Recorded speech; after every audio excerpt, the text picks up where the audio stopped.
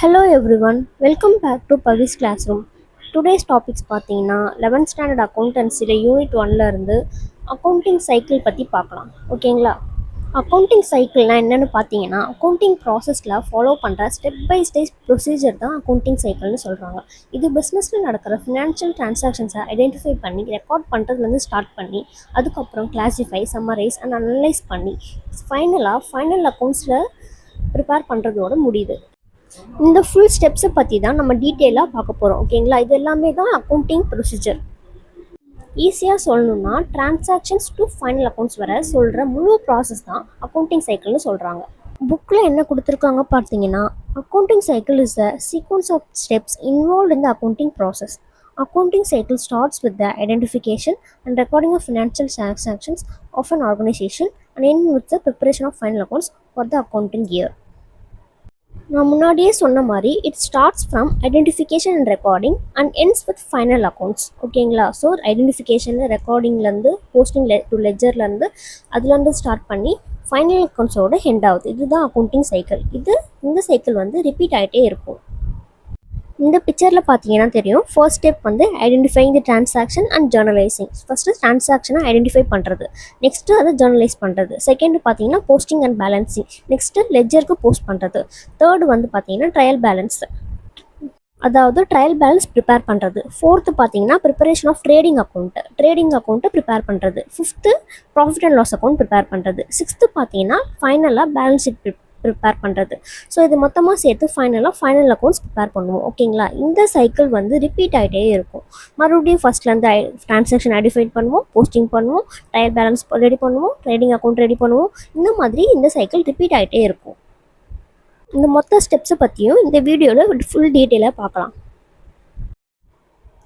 Next line என்ன கொடுத்துருக்காங்கன்னா, the cycle continues for the next accounting year with the opening balance of assets and liabilities which are the closing balance of the preceding year. இதில் என்ன சொல்கிறாங்கன்னா, ஒரு accounting cycle ஒரு இயரோடு முடிஞ்சிடாது. நம்ம வருஷம் prepare பண்ணிகிட்டே தான் இருப்போம். ஸோ அக்கௌண்டிங் இயர் முடிஞ்ச பிறகு அதோட closing balance of assets and liabilities இருக்கும். அதை நம்ம நெக்ஸ்ட் இயருக்கு ஓப்பனிங் பேலன்ஸாக எடுத்துப்போம். நெக்ஸ்ட் இயர் ப்ரிப்பேர் பண்ணுறதுக்கு அதை தான் நம்ம ஓப்பனிங் பேலன்ஸாக எடுத்துப்போம். ஓகேங்களா? ஸோ அதனால் அக்கௌண்டிங் சைக்கிள் எவ்ரி இயர் கண்டினியூஸாக ரிப்பீட் ஆகிட்டே தான் இருக்கும். ஈஸியாக ஞாபகம் வச்சுக்கணும்னா, this year closing balance next year opening பேலன்ஸாக எடுத்துப்போம். Step 1 identifying the transaction and journalising. So the first step in the accounting process identifying the financial transaction of a business. All the monetary transactions are recorded in the books of original entry are called journals. Recording the transactions in the journal is called journalising. So என்ன சொல்ல வராங்கன்னா, this is the first step in accounting சைக்கிள்னு சொல்கிறாங்க. அதாவது identifying the transactions தான் first ஸ்டெப்னு சொல்கிறாங்க. ஓகேங்களா? ஃபஸ்ட்டு பிஸ்னஸில் நடக்கிற ஃபினான்ஷியல் டிரான்சாக்ஷன்ஸை ஐடென்டிஃபை பண்ணணும். நெக்ஸ்ட்டு அதில் இருக்க எல்லா மானிட்டரி டிரான்சாக்ஷனையும் ஜேர்னல்ன்ற ஒரு புக் ஆஃப் ஒரிஜினல் என்ட்ரியில் ரெக்கார்ட் செய்யணும். ஓகேங்களா? ஸோ இந்த டிரான்சாக்ஷன் எல்லாமே ஜேர்னலில் ரெக்கார்ட் செய்கிறது தான் ஜேர்னலைசிங் அப்படின்னு சொல்கிறாங்க. என்னென்னா, இப்போ நம்ம இந்த மானிட்டரி டிரான்சாக்ஷன்ஸ் எல்லாமே நம்ம ஒரு புக்கில் ரெக்கார்ட் பண்ணுவோம். அந்த புக் ஆஃப் ஒரிஜினல் என்ட்ரியை தான் நம்ம ஜேர்னல்ஸ்னு சொல்கிறோம். Next line, entries are made in the journals on the basis of source documents in the chronological order, that is the order of occurrence of the transactions. So இதில் இருக்க என்ட்ரிஸ்லாம் எதோ பேஸாக வச்சு நம்ம ரெக்கார்ட் பண்ணுறாங்கன்னு பார்த்தீங்கன்னா, அதோட source document bill, invoice, receipt, voucher, இந்த மாதிரி இதை பேஸ் பண்ணி தான் ரெக்கார்ட் செய்கிறாங்க. ஓகேங்களா? ஸோ அது மட்டும் இல்லாமல் டிரான்சாக்ஷன் நடந்த ஆர்டரில், அதாவது குரோனாலஜிக்கல் ஆர்டர்னு சொல்லுவாங்க. அதாவது வரிசையாக, இப்போ ஒரு டேட் படி வரிசையாக நம்ம ரெக்கார்ட் பண்ணணும். சப்போஸ் 1ஆந்தேதி ஒரு பில் இது பண்ணியிருக்கோன்னா, ஸோ அந்த 1ஆந்தேதியிலேருந்து நெக்ஸ்ட்டு 2ஆந்தேதி, நெக்ஸ்ட்டு 10ஆந்தேதி, அந்த மாதிரி ஒரு டேட் ஆஃப் ஆர்டர்லேருந்து நம்ம ரெக்கார்ட் பண்ணணும். ஸோ இந்த பிக்சரில் பார்த்தீங்கன்னா தெரியும் குரோனாலஜிக்கல் ஆர்டர். ஃபஸ்ட்டு இப்போது ஏப்ரல் 1ஆந்தேதி ஒரு டிரான்சாக்ஷன் நடந்திருக்கு. செகண்டு ஏப்ரல் 2ஆந்தேதி ஒரு டிரான்சாக்ஷன் நடந்திருக்கு. நெக்ஸ்ட்டு ஏப்ரல் 4ஆந்தேதி ஒரு டிரான்சாக்ஷன் நடந்திருக்கு. இந்த மாதிரி டேட் ஆர்டராக நம்ம ரெக்கார்ட் பண்ணணும் ஜேர்னல் புக்கில். ஸோ இந்த பிக்சரில் பார்த்தீங்கன்னா தெரியும் ஜேர்னல் எப்படி நம்ம ரெக்கார்ட் பண்ணணும். First date, next particulars, next LF, அப்புறம் debit amount, credit amount. So இந்த மாதிரி ஃபார்மேட்டில் தான் நம்ம ஜேர்னலை ரெக்கார்ட் பண்ணணும். ஃபஸ்ட்டு டேட் போட்டுக்கணும், என்றைக்கு அந்த டிரான்சாக்ஷன் நடந்த டேட்டு. ஸோ நெக்ஸ்ட் பர்டிகுலர்ஸ், அந்த டிரான்சாக்ஷன்ஸ்க்கான பர்டிகுலர்ஸை நம்ம ரெக்கார்ட் பண்ணிக்கணும். ஃபார் எக்ஸாம்பிள் பார்த்தீங்கன்னா, சப்போஸ் வந்து இப்போ ஒரு கேபிட்டலில் இன்வெஸ்ட் பண்ணுறாங்க பிஸ்னஸ் ஸ்டார்ட் பண்ணுறதுக்கு. ஸோ அதோட ஜேர்னல் என்ட்ரி பார்த்தீங்கன்னா cash account டெப்டார் to capital account. So இந்த மாதிரி பர்டிகுலர்ஸ் ரெக்கார்ட் பண்ணிக்கணும். Next debit amount, credit amount. So இதுதான் வந்து ஜேர்னல் ரெக்கார்ட் பண்ணுறது. ஸோ இந்த பிக்சர் பார்த்தீங்கன்னா கிளியராக புரியும். இதுதான் வந்து ஜேர்னல் புக். இந்த மாதிரி தான் எல்லா டிரான்சாக்ஷன்ஸ்க்குமே நம்ம ஜேர்னல் ரெக்கார்ட் பண்ண போகிறோம். சிம்பிளாக சொல்லணும்னா, ஃபர்ஸ்ட் ஐடென்டிஃபை பண்ணுறோம், நெக்ஸ்ட்டு ஜேர்னலில் ரெக்கார்ட் பண்ணுறோம், நெக்ஸ்ட்டு ஃபுல் ஜேர்னலையுமே ரெக்கார்ட் பண்ணி ஒரு ஜேர்னல் புக்காக க்ரியேட் பண்ணுறோம். ஸோ புக்கில் இந்த பிக்சர் கொடுத்துருக்காங்க. ஸோ எப்படி அந்த அக்கௌண்டிங் சைக்கிள் வந்து நடக்குது அப்படி சொல்லிட்டு, ஃபர்ஸ்ட் டிரான்சாக்ஷன், நெக்ஸ்ட் ஜேர்னலைசிங், அப்புறம் போஸ்டிங், பேலன்சிங், அப்புறம் trial balance, next trading account, அப்புறம் ப்ராஃபிட் அண்ட் லாஸ் அக்கௌண்ட், அப்புறம் பேலன்ஸ் ஷீட்டு. இந்த மாதிரி சைக்கிள் வந்து ரிப்பீட் ஆகிட்டே இருக்கும். ஸோ இந்த பிக்சர் பார்த்தீங்கன்னா உங்களுக்கு தெளிவாக புரியும். செகண்ட் ஸ்டெப் பார்த்தீங்கன்னா posting and balancing. So transferring the entries from the journal to the ledger is called posting. In the ledger, entries are made in each account after classifying them under common heads. Finding the difference between the total of debit column and credit column of all ledger accounts is called balancing. அதாவது second step வந்து posting and balancing. அதாவது ஜேர்னலில் record பண்ண என்ட்ரிஸை லெட்ஜருக்கு transfer பண்ணுறது தான் போஸ்டிங்னு சொல்கிறாங்க. இந்த பிக்சரில் பார்த்தீங்கன்னா கிளியராக புரியும் உங்களுக்கு. ஜேர்னல்லேருந்து ஒரு டிரான்சாக்ஷனை நம்ம லெட்ஜருக்கு ட்ரான்ஸ்ஃபர் பண்ணுறது தான் போஸ்டிங் அப்படின்னு சொல்லுவாங்க. லெட்ஜர்னா என்னென்னு பார்த்தீங்கன்னா, நம்ம ஜேர்னலில் ரெக்கார்ட் பண்ணுற ஒரு ஒரு டிரான்சாக்ஷன்ஸ்க்குமே ஒரு ஒரு அக்கௌண்ட் இருக்கும். ஸோ அந்த அக்கௌண்ட்டை நம்ம தனித்தனியாக எடுத்து எழுதுறது தான் லெட்ஜர். அதாவது ஜேர்னலில் ஒரே மாதிரி இருக்கிற டிரான்சாக்ஷன்ஸை காமன் அக்கௌண்ட் ஹெட்டு கீழே கிளாஸிஃபை பண்ணி ரெக்கார்ட் பண்ணுறது. ஸோ இந்த பிக்சர்லேயே கீழே இருக்குது பாருங்கள் லெட்ஜரோட ஃபார்மேட்டு. இப்போ கேஷ் அக்கௌண்ட்டில் என்னென்ன இருக்குது? So to capital account, to sales account. So இந்த பக்கம் by purchase account, by furniture account. இதெல்லாமே கேஷ் அக்கௌண்ட்டில் நம்ம காமன் ஹெட்டில் ஜேர்னலில் போட்டிருக்கோன்னு ரெக்கார்ட் பண்ணியிருக்காங்க. ஸோ இந்த மாதிரி தான் லெட்ஜர் போடணும். இதை பற்றி நம்ம டீட்டெயிலாக நெக்ஸ்ட் வீடியோவில் பார்க்கலாம். அதுக்கப்புறம் டெபிட் டோட்டலும் கிரெடிட் டோட்டலும் கம்பேர் பண்ணி டிஃப்ரென்ஸ் கண்டுபிடிக்கிறது பேலன்சிங்னு சொல்கிறாங்க.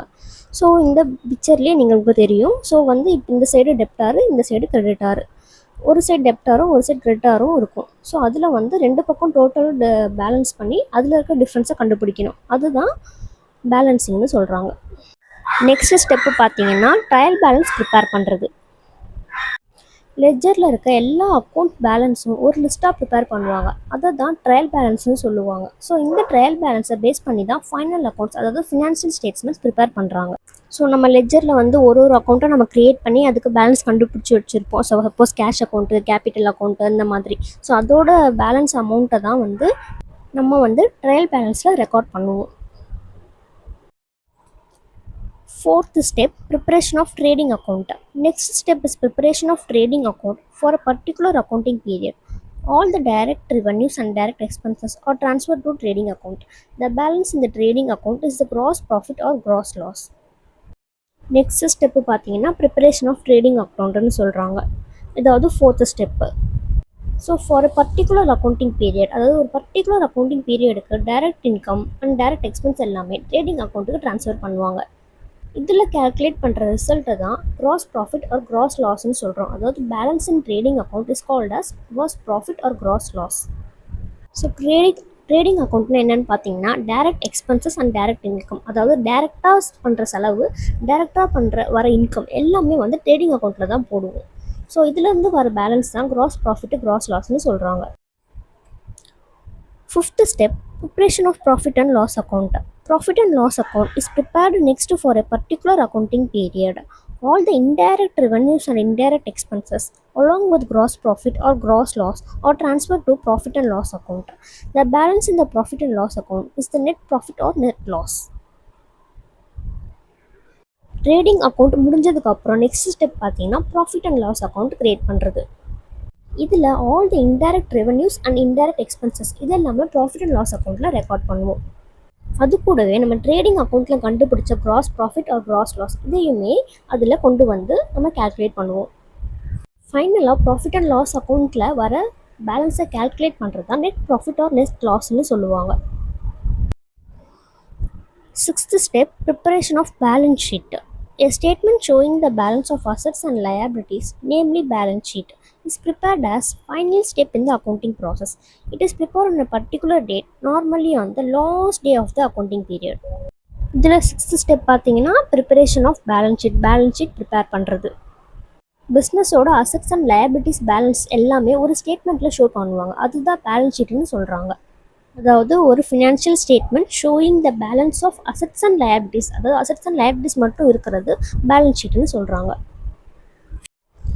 இந்த பேலன்ஸ் ஷீட்டை ஒரு பர்டிகுலர் டேட்டில் மட்டும்தான் ப்ரிப்பேர் பண்ணுவாங்க, அதாவது அக்கௌண்டிங் பீரியடோட லாஸ்ட் டேல தான் ப்ரிப்பேர் பண்ணுவாங்க. தட் இஸ் 31st மார்ச் இல்லை 31st டிசம்பர் இல்லை 31st ஜூன், இந்த மாதிரி 31st அன்னைக்கு தான் ப்ரிப்பேர் பண்ணுவாங்க.